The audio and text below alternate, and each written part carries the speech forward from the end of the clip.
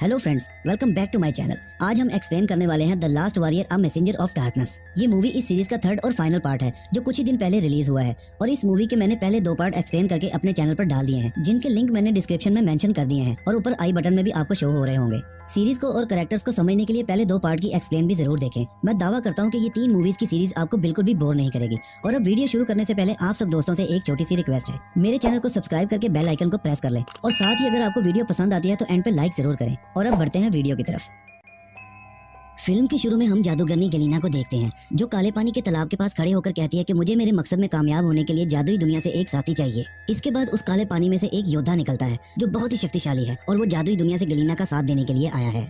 इसी के साथ सीन कट होता है और फिल्म के अगले सीन में हम इवान और बेलिसा को देखते हैं जिन्होंने इस जादुई दुनिया में एक छोटा सा गांव बसा लिया होता है और इस दुनिया में वो बहुत खुश होते हैं। वहीं दूसरी तरफ इवान और बेलिसा की शादी के जश्न की तैयारियां हो रही होती हैं जिसमें तमाम गांव वाले बढ़ चढ़कर हिस्सा लेते हैं। इवान जादूगरनी बाबा यागा से पूछता है तुम क्या कर रही हो, जिस पर वो कहती है कि मैं झोंपड़ी को अपग्रेड कर रही हूँ, यानी झोंपड़ी के पर उगा रही हूँ, जिसके बाद ये भागने के साथ साथ हवा में उड़ भी पाएगी और मैं ये झोंपड़ी तुम्हें जश्न पर तोहफे के तौर पर दूंगी। इसके बाद बूढ़ा जादूगर इवान को कहता है मुझे काले जादू की गंध आ रही है, लगता है कोई खतरा हमारी तरफ आ रहा है। इवान उस जादूगर की बात को ज्यादा सीरियस नहीं लेता और हंसने लगता है। अभी उनमें बातें चल ही रही होती हैं कि तभी एक बहुत बड़ी चींटी वहां आ जाती है जिसे देखकर सब लोग डर जाते हैं, लेकिन इवान उस चींटी को पकड़कर दूर फेंक देता है। इवान लोगों को भरोसा दिलाता है कि अब खतरा नहीं है कि तभी वहां तय खाने वाला 3 सर वाला ड्रैगन, जिसे हमने पहले 2 मूवीज में बहुत छोटा देखा है, वो बहुत बड़ा हो जाता है और उन सब पर हमला कर देता है। इवान अपनी बहादुरी और समझदारी से जैसे तैसे करके उसे लोहे के रिंग में फंसा देता है और वो बूढ़ा जादूगर उस पर अपना जादुई पाउडर फेंकता है जिससे ड्रैगन वापस से छोटा हो जाता है। इवान अब समझ जाता है कि कोई जादुई शक्ति है जो मुसीबतों को उनकी तरफ भेज रही है, लेकिन वो इन सब बातों को इग्नोर करके सोने के लिए चला जाता है। वहाँ उसकी झोंपड़ी में उसे कोस्चे मिलता है जो इवान से कहता है कि क्या तुम अब पूरी तरह तैयार हो, जिस पर इवान बोलता है कि हाँ मैं पूरी तरह तैयार हूँ, लेकिन कोस्चे उसे कहता है कि तुम इस जादुई दुनिया को संभालने के लिए अभी तैयार नहीं हो। इसके बाद कोस्चे उसे बताता है कि किसी को नहीं मालूम कि मैंने अमर होने का फैसला क्यों किया था और ये राज मैं हजारों साल बाद आज सिर्फ तुम्हें बताने लगा हूँ। मैं बचपन में एक अनाथ बच्चा था तो सब लोग मेरा मजाक उड़ाया करते थे और मेरे गुरु एक महान जादूगर थे जो मुझे कहा करते थे कि दुनिया ताकतवर लोगों से डरती है और उनकी इज्जत करती है। फिर मैं ताकतवर होने के लिए उस काले पानी वाले जादुई तालाब के पास चला गया। वहाँ तालाब से पानी पीकर मैं अमर भी हो जाता और दुनिया का ताकतवर इंसान भी बन जाता, लेकिन वहाँ मेरे अंदर की अच्छाई और बुराई आपस में लड़ने लगी। मुझे फैसला करना मुश्किल हो रहा था कि मैं ये काम करूँ या नहीं, लेकिन फिर मेरे अंदर की बुराई जीत गई और मैंने तालाब का पानी पी लिया, जिसके बाद मैं अमर और ताकतवर तो हो गया लेकिन अपनी असली जिंदगी का मजा नहीं ले पाया और हजारों सालों से इस दुनिया पर भटक रहा हूँ। लेकिन इससे भी बड़ा नुकसान ये हुआ कि तब से लेकर अब तक दुनिया पर जितने भी काली शक्तियों वाले शैतान आए वो सब उसी तालाब से आए हैं, यानी हजारों सालों से दुनिया पर जादुई और काली शक्तियों से होने वाली तबाहियों का जिम्मेदार मैं हूँ, क्योंकि दुनिया का मैं ही वो पहला इंसान हूँ जिसने काली शैतानी ताकतों के साथ हाथ मिलाया था।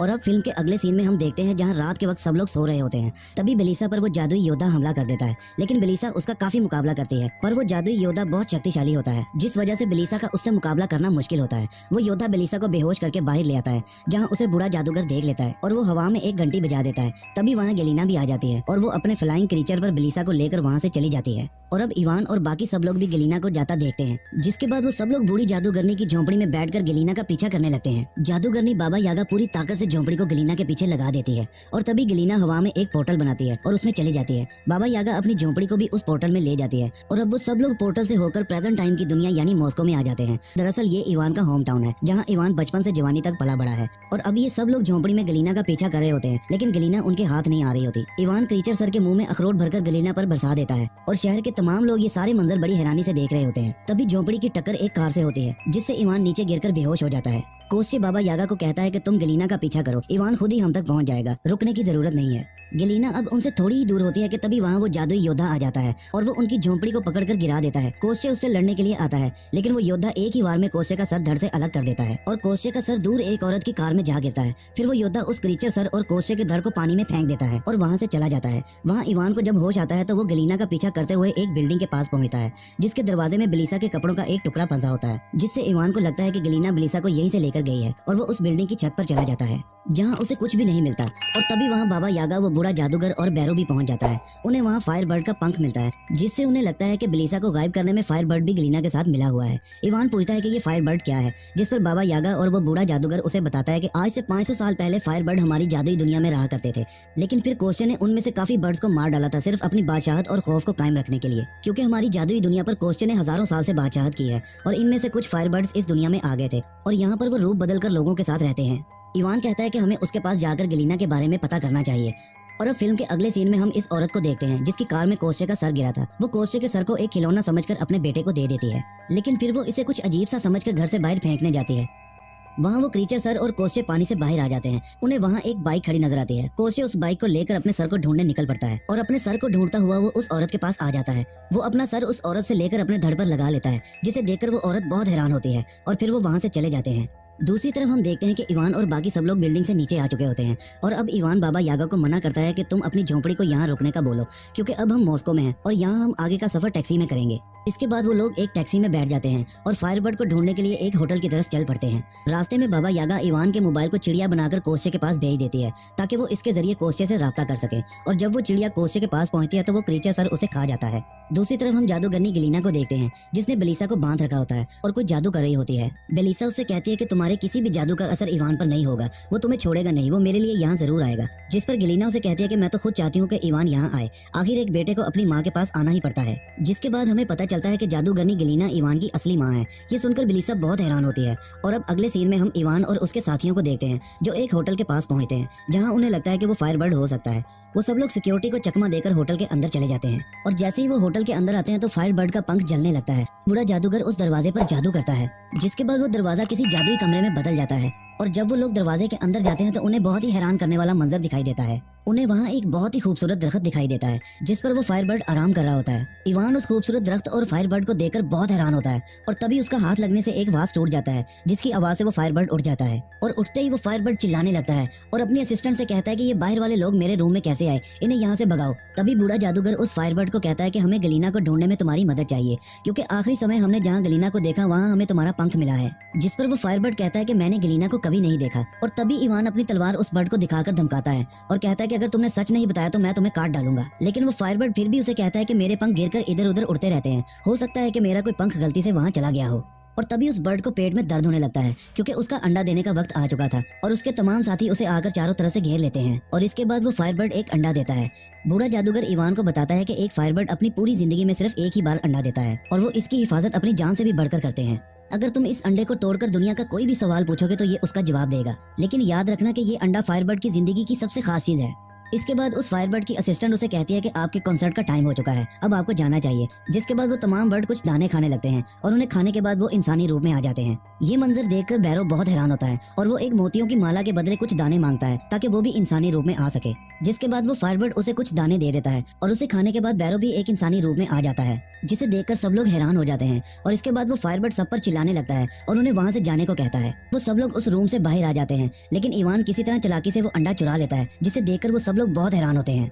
और अब फिल्म के अगले सीन में हम देखते हैं कि वो सब लोग अंडा तोड़ने की बहुत कोशिश करते हैं, लेकिन अंडा किसी भी तरीके से नहीं टूटता और तभी लाइट चली जाती है। लाइट बंद होते ही उस अंडे पर कुछ लिखा नजर आता है और अंडे पर लिखा होता है कि ये अंडा कल टूटेगा, जिसकी वजह से वो सब लोग रात के 12 बजने का इंतजार करने लगते हैं। लेकिन 12 बजने के बाद भी वो अंडा नहीं टूटता और ये देखकर इवान बहुत गुस्से में आ जाता है और घर से बाहर चला जाता है। उसे बस इस चीज का डर था कि बेलिसा किस हाल में होगी। और अब जब सुबह इवान वापस घर आता है तो वो बूढ़ा जादूगर उसे बताता है कि मुझे याद आ गया कि ये अंडा कैसे टूटेगा। ये आने वाले कल में नहीं बल्कि बीते कल में टूटेगा, और अगर हमें बीते हुए कल में जाना है तो हमें टाइम क्रिस्टल की मदद लेनी होगी, जिसे कीकी मोरी नामी विच संभालती है। और उस टाइम क्रिस्टल को कीकी मोरी विच ने लोगों के थोड़े थोड़े टाइम को चुराकर हजारों सालों में बनाया है। इसके बाद वो सब लोग कीकी मोरी के पास पहुंचने के लिए निकल पड़ते हैं, जहां इवान रास्ते में फोन मिलाता है कि वो चिड़िया कोस्चे तक पहुंची है या नहीं। तभी मोबाइल की रिंग उस क्रीचर सर के मुंह से बजती है, क्योंकि इस क्रीचर सर ने उस चिड़िया को खा लिया था। इसलिए कोस्चे उस सर को अब थप्पड़ मारकर फोन को बाहर निकालता है और उस पर इवान से बात करने लगता है। इवान कॉल पर उसे कीकी मोरी के पोस्ट ऑफिस के पास आने के लिए कहता है, जिसके बाद कोस्चे वहाँ के लिए निकल पड़ता है। वहाँ वो सब लोग भी कीकी मोरी के पोस्ट ऑफिस पहुँच जाते हैं। बाकी सब लोग तो पोस्ट ऑफिस के अंदर चले जाते हैं, लेकिन वो बूढ़ा जादूगर अभी बाहर ही होता है कि तभी वहाँ बेलिसा आ जाती है, जिसे देखकर वो बूढ़ा जादूगर बहुत हैरान होता है और उसे कहता है कि हम लोग तुम्हें ही ढूंढ रहे थे। लेकिन तभी बेलिसा अपना रूप चेंज कर लेती है और हमें पता चलता है कि वो बेलिसा के रूप में गलीना थी और वो उस बूढ़े जादूगर को बंदी बनाकर अपने साथ ले जाती है।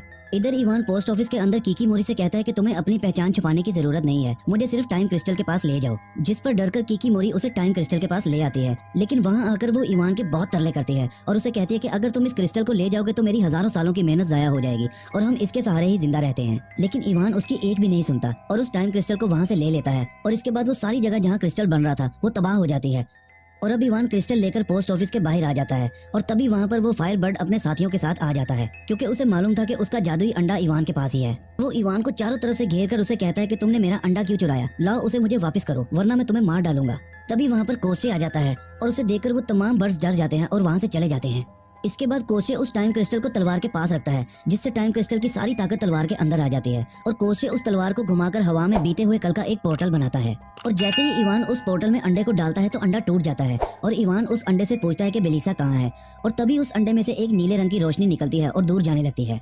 जिसके बाद इवान और बाकी सब लोग उस नीली रोशनी का पीछा करने लगते हैं और वो नीली रोशनी इवान को गलीना के पास ले आती है। इवान को देखकर गलीना वहाँ से भागने के लिए अपने क्रीचर पर बैठ जाती है और तभी इवान उस क्रीचर को पकड़ लेता है और वो क्रीचर हवा में इवान को अपने साथ ऊपर ले जाता है। आखिर में गलीना अपने जादू से इवान को नीचे गिरा देती है, लेकिन बिल्कुल ठीक समय पर इवान के साथी वहाँ पर झोंपड़ी लेकर आ जाते हैं, जिससे इवान बच जाता है। और अब गलीना पोर्टल बनाकर वहाँ आ जाती है जहाँ उसने बेलिसा को बंदी बनाकर रखा होता है और इवान भी अपनी झोंपड़ी लेकर उस पोर्टल के अंदर चला जाता है। लेकिन गलीना अपने जादू से झोंपड़ी को चारों तरफ से बंद कर देती है, जिससे इवान के साथी झोंपड़ी के अंदर ही फंस जाते हैं। और अब इवान उस जगह को चारों तरफ देखता है तो उसे एक जगह बेलिसा नजर आती है और जैसे ही इवान बेलिसा की तरफ बढ़ता है तो गलीना उसकी कमर में तलवार मारकर उसे मार देती है। इवान बेलिसा को अधमरी हालत में देखकर बहुत ही दुखी हो जाता है और गुस्से में आकर गलीना को मारने के लिए उसके पीछे जाता है, जहाँ वो गलीना को देखते ही अपनी तलवार उसके पेट में घुसा देता है। लेकिन इसके बाद हमें पता चलता है कि वो जादूगरनी गलीना नहीं बल्कि बूढ़ा जादूगर था, जिसका गलीना ने अपने जादू से रूप चेंज किया हुआ था। ये देखकर इवान बहुत दुखी हो जाता है, जिस पर वो बूढ़ा जादूगर उसे कहता है कि इसमें तुम्हारा कोई कसूर नहीं था, ये सब उस जादूगरनी का कसूर है।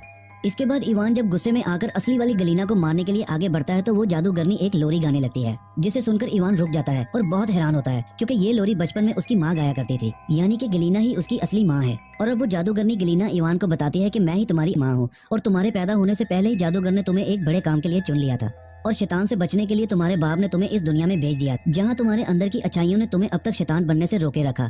लेकिन इसलिए मैंने बेलिसा को गायब किया था ताकि तुम्हारे अंदर के शैतान को जगाया जा सके, जिसमें शायद मैं कामयाब भी हो गई हूँ, क्योंकि मैंने ही वहाँ फायरबर्ड का पंख रखा था, जिससे तुमने फायरबर्ड का अंडा यानी उसकी जिंदगी की सबसे कीमती चीज उससे छीन ली और साथ ही तुमने कीकी मोरी का टाइम क्रिस्टल चुराकर उसकी हजारों साल की मेहनत को तबाह कर दिया है। ये सब सुनकर इवान बहुत हैरान होता है और तभी उसके अंदर की बुराइयां और शैतान उस पर हावी होने लगती हैं। दूसरी तरफ किसी तरह करके वो जादूगरनी झोंपड़ी का दरवाजा खोल लेती है और अपने साथियों के साथ बेलिसा के पास पहुंच जाती है, जहां वो देखती है कि बेलिसा में अभी भी कुछ सांसें बाकी हैं और वो अपना नीले रंग का रक्त बेलिसा को पिलाती है, जिससे बेलिसा दोबारा जिंदा हो जाती है। और बेलिसा इवान के पास जाती है और वो उसे खुद पर काबू करने का कहती है, जिसके बाद इवान अपने आप पर काबू पा लेता है। इसके बाद कोस्चे गलीना से लड़ने जाता है, लेकिन गलीना अब बहुत शक्तिशाली हो चुकी होती है, जिसकी वजह से वो बहुत आसानी से कोस्चे को हरा देती है। और अब कोस्चे इवान से कहता है कि तुम्हारे पास टाइम क्रिस्टल है, उसकी मदद से तुम उस वक्त में जाओ जहां मैंने पहली बार उस तालाब से पानी पिया था, क्योंकि मेरी उस गलती के बाद ही काली दुनिया से शैतानों ने आना शुरू किया था। अगर तुम वहां जाकर मुझे वो गलती करने से रोक दो तो हो सकता है ये दुनिया फिर से ठीक हो जाए। इधर बैरो गलीना से लड़ने आता है, लेकिन वो अपने जादू से उसे दोबारा मेंढक बना देती है। तभी बाबा यागा बैरो को बचाती है, जिसके बाद गलीना अपनी तलवार हवा में बाबा यागा को मारने के लिए फेंकती है, जो बैरो को आकर लग जाती है, जिससे बैरो मर जाता है। ये देखकर जादूगरनी बाबा यागा बहुत गुस्से में आ जाती है और वो अपने जादू से गलीना पर हमला करती है, लेकिन गलीना बहुत आसानी से उसका मुकाबला करके उसे भी मार देती है। तब इवान गलीना को रोकने के लिए उस पोर्टल में चला जाता है, जिस समय कोस्चे ने उस तालाब से पानी पिया था। और अब जैसे ही इवान उस पोर्टल में जाता है तो गलीना बेलिसा को भी मार देती है।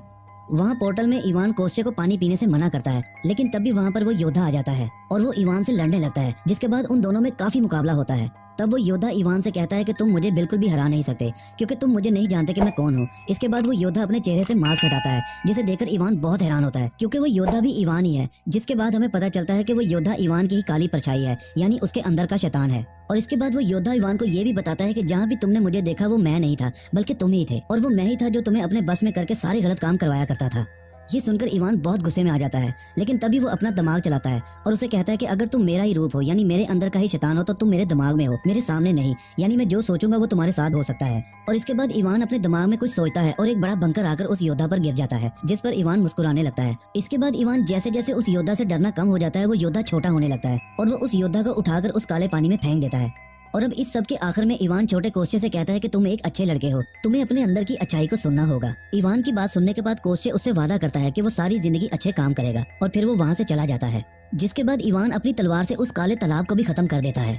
और अब फिल्म के आखिरी सीन में हम इवान के फादर को उसके भाई मोरोमेड के साथ देखते हैं, यानी कोस्चे के राजा ना बनने की वजह से जादुई दुनिया में कभी बुराई आई ही नहीं, जिससे इवान भी कभी प्रेजेंट की दुनिया में गया ही नहीं, और साथ ही उसके तमाम दोस्त भी उसके साथ ही होते हैं, और साथ ही गलीना भी राजा के साथ हंसी खुशी वाली जिंदगी गुजार रही होती है। इसी के साथ ये मूवी और ये सीरीज यहाँ पर खत्म हो जाती है। तो दोस्तों उम्मीद करता हूँ कि आपको ये सीरीज बहुत पसंद आई होगी। अगर आप में से किसी ने इस सीरीज का पार्ट 1 या पार्ट 2 नहीं देखा तो उसका लिंक मैंने डिस्क्रिप्शन में मेंशन कर दिया है। और इस सीरीज को एक्सप्लेन करने के लिए मैंने बहुत मेहनत की है, जिसके लिए मुझे सिर्फ आपसे एक छोटी सी सपोर्ट चाहिए। मेरे चैनल को सब्सक्राइब करके बेल आइकन को प्रेस कर दें और साथ ही अगर आपको वीडियो पसंद आई है तो वीडियो को लाइक जरूर कर दें। अपनी कीमती राय का इजहार हमें कमेंट सेक्शन में जरूर किया करें। और अब मिलते हैं ऐसी ही एक और अच्छी और नई वीडियो में। तब तक के लिए गुड लक।